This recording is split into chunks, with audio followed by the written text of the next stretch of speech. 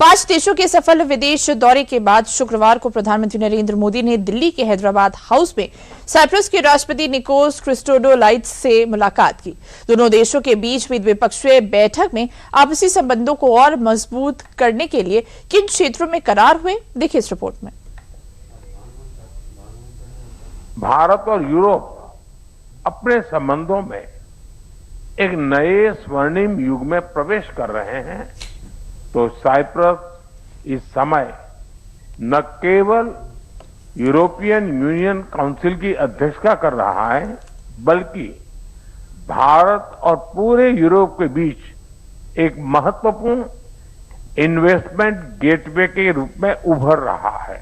Middle east में छिड़ी जंग से जब पूरी दुनिया ही दुश्वारियों से दो चार हो रही है, अमेरिका ईरान के बीच जारी तनाव से जब दुनिया की रफ्तार पर मानो ब्रेक लग गई है, ऐसे में नए समीकरणों से गुजर रही वैश्विक राजनीति के दौर में यूरोप, पश्चिम एशिया और इंडो पैसिफिक के बीच रणनीतिक रिश्तों की एक गर्माहट बेहद अहम मानी जा रही है। वैश्विक तनाव के माहौल में भारत अपनी मजबूत कूटनीति के दम पर लगातार मुश्किलों की दीवार को गिराकर रणनीतिक साझेदारी के नए आयाम गढ़ रहा है। इसी के तहत 5 देशों के हालिया सफल विदेश दौरों के बाद अब शुक्रवार को दिल्ली के हैदराबाद हाउस में पीएम मोदी और साइप्रस के राष्ट्रपति निकोस क्रिस्टोडोलाइड्स के बीच हुई द्विपक्षीय बैठक में भारत और साइप्रस के आपसी संबंधों को और मजबूत करने का करार हुआ है।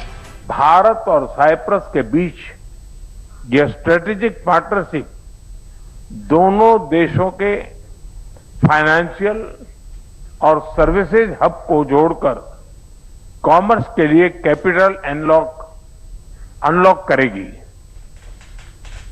यह साइप्रस के इंफ्रास्ट्रक्चर, एनर्जी और एग्रीकल्चर सेक्टर में भारतीय कंपनीज के लिए नए अवसर प्रदान करेगी।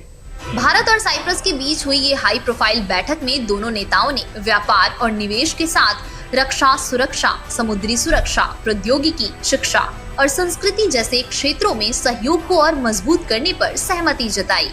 आज हमने साइबर सिक्योरिटी, मैरीटाइम सिक्योरिटी और काउंटर टेररिज्म सहयोग को भी और मजबूत करने का निर्णय लिया है।